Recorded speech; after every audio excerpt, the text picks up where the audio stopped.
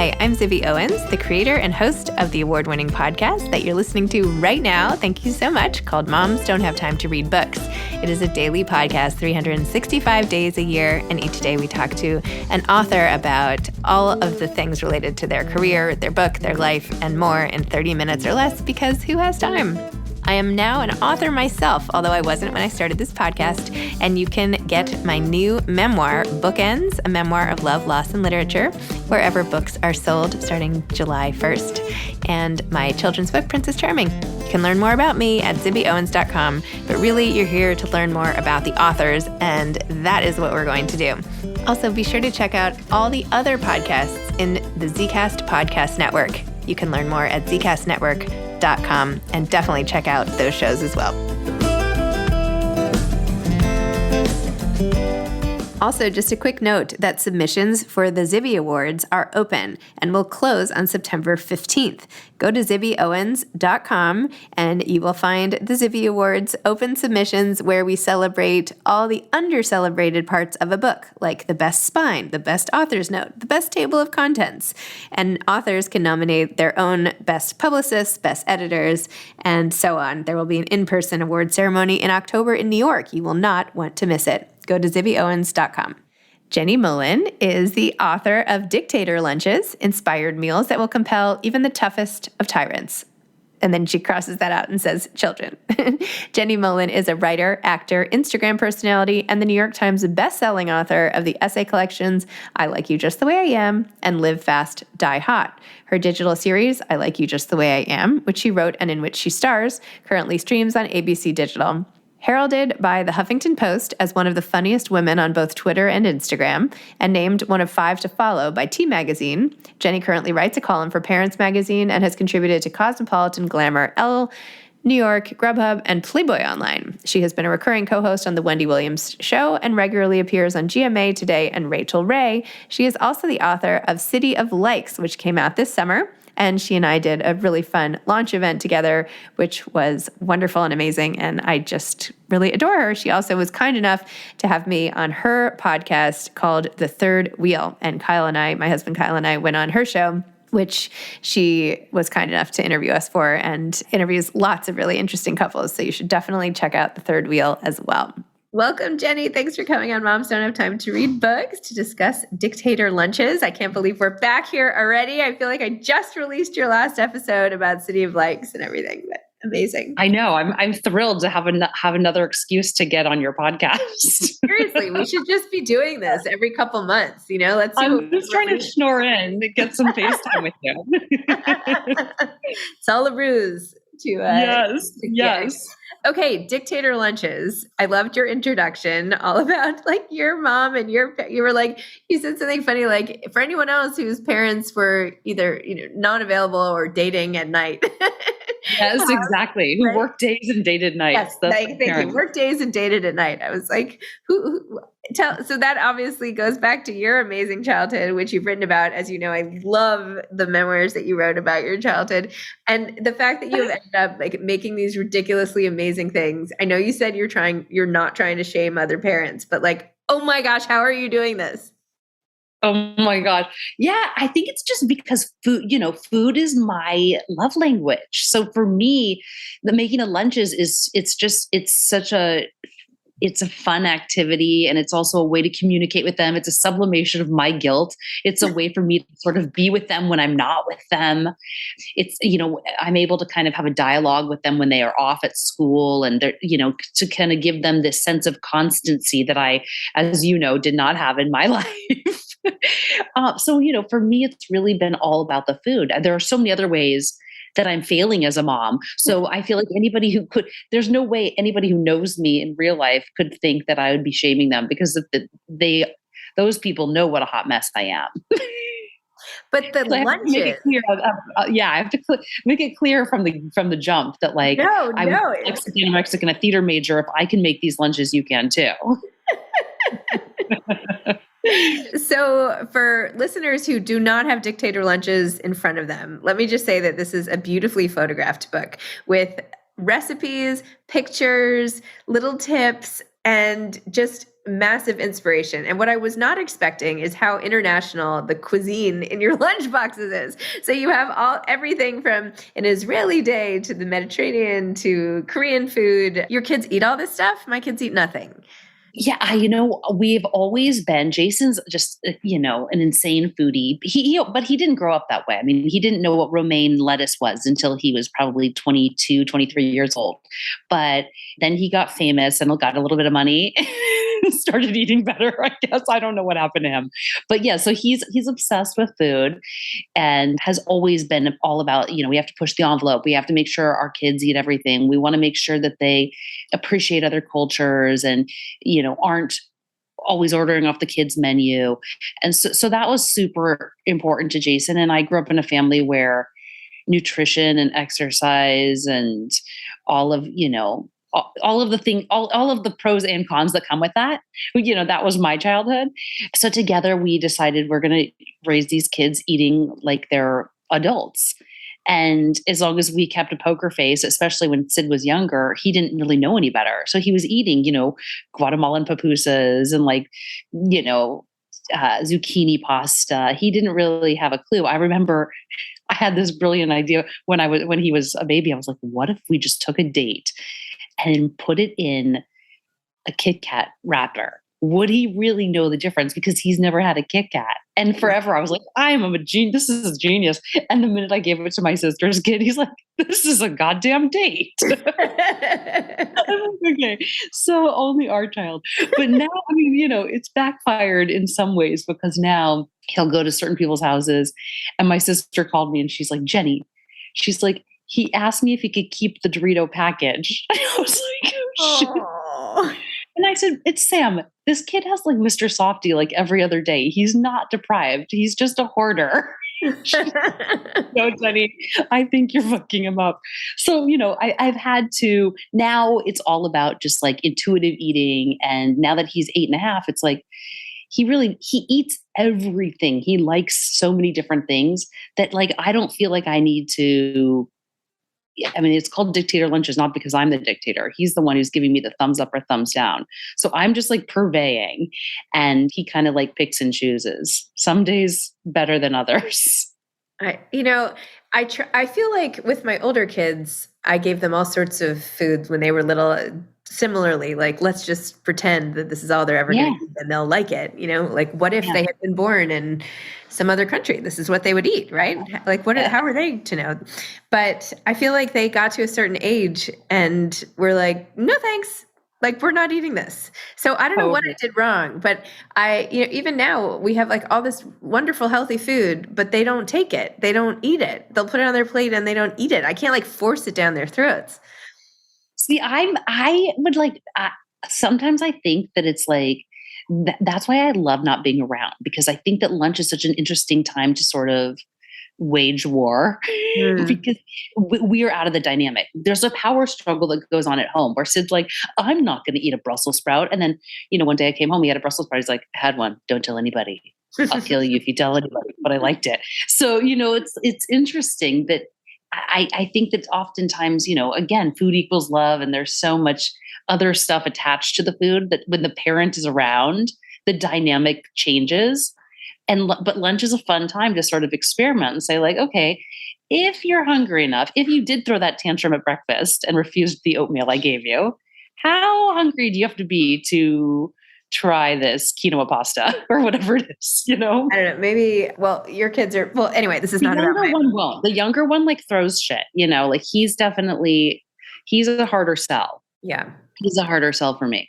But then the things he does like are odd.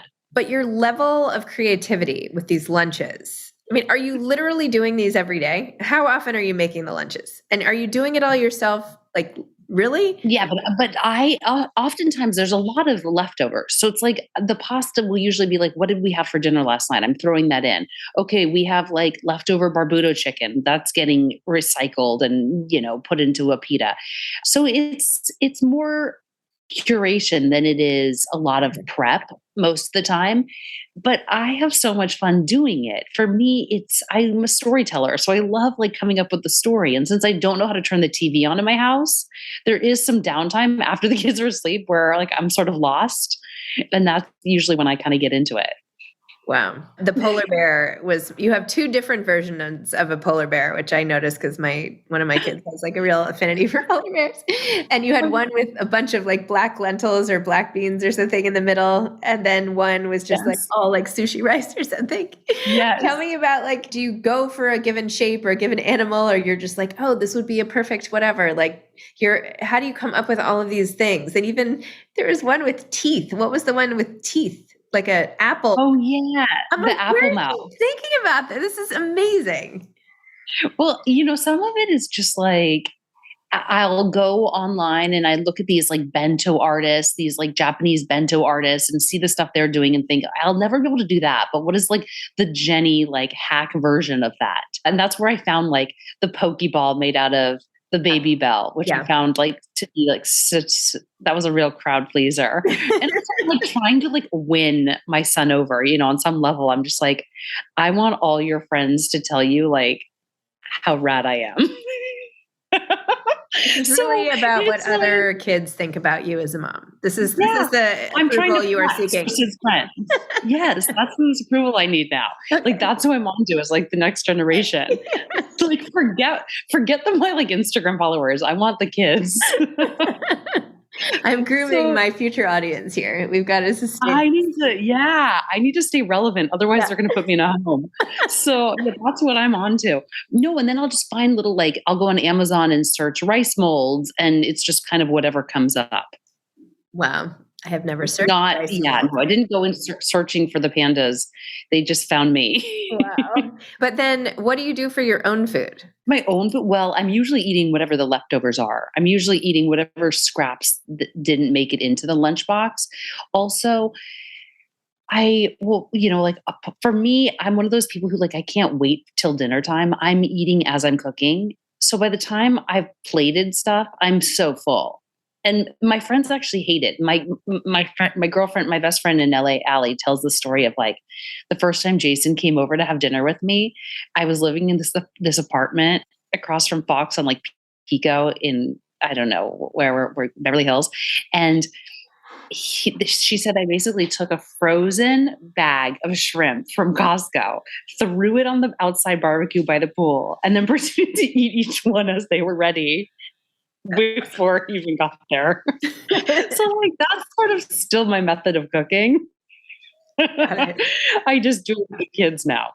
Wow. I save a couple shrimp for the kids. Oh my gosh. Yeah, I have trouble.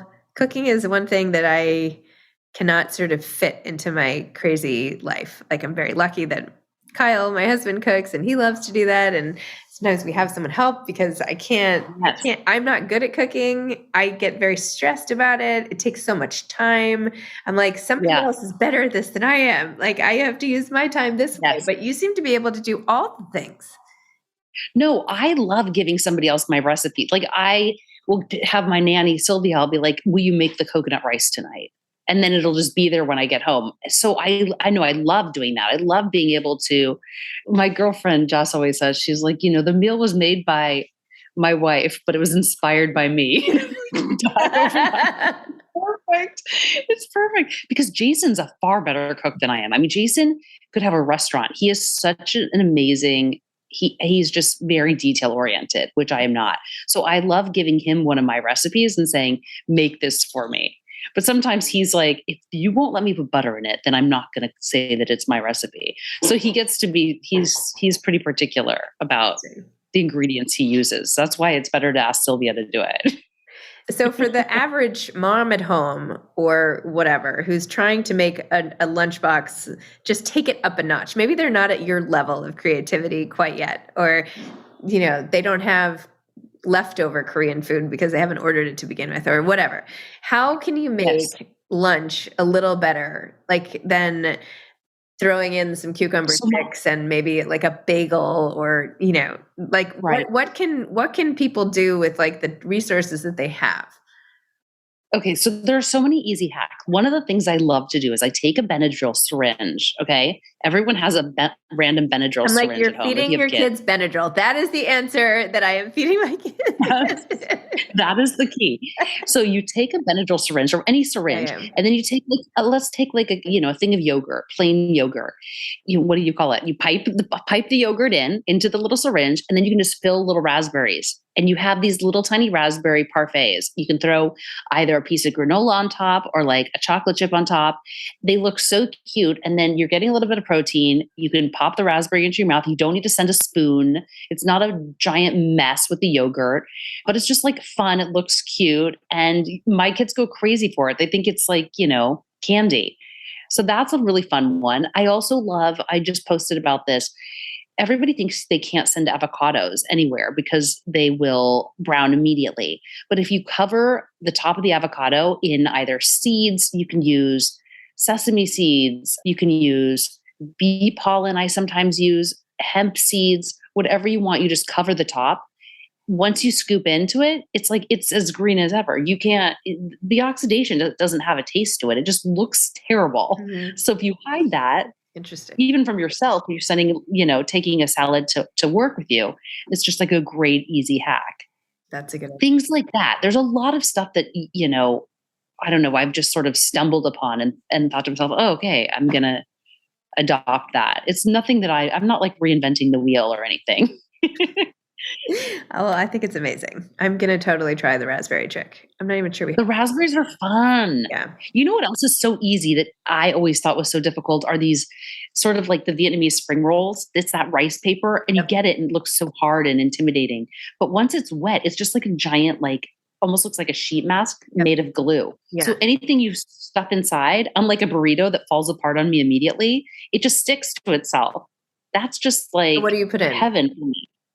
I'll put in like leftover roasted sweet potatoes. I'll put in some like, kale salad if I have it. I'll put in either like almond butter for myself or like, if I'm sending it to school, usually like a tahini, hummus, whatever.